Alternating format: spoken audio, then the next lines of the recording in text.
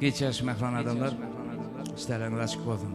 Şu günne Maruf Şahjahan iline Melhem kafemizde sizin bilen bir mukaddes ayda liderleşmani bir makul bildik.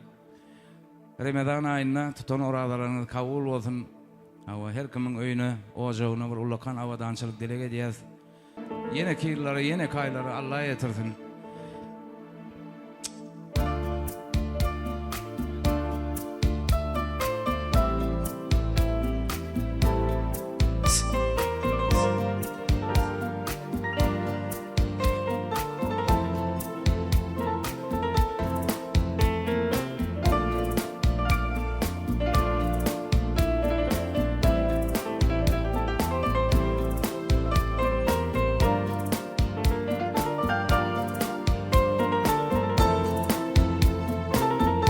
Geley sultana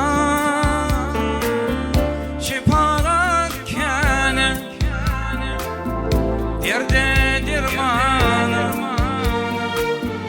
ya Resulallah.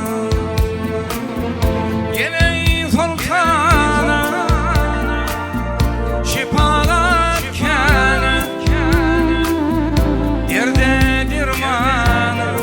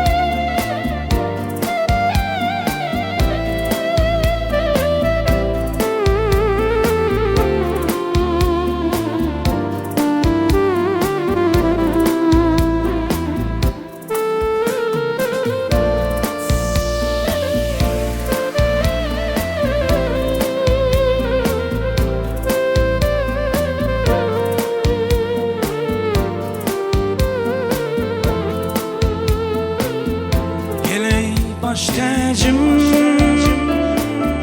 sana metacım dinim anancım ya Resulallah. Geley baş tacım sana metacım dinim anancım ya Resulallah. Ya Resulallah, ya Habiballah,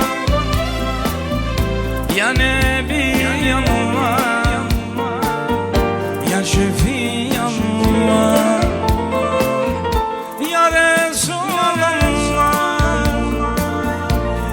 Ya Nebi Allah, Ya Habib Allah,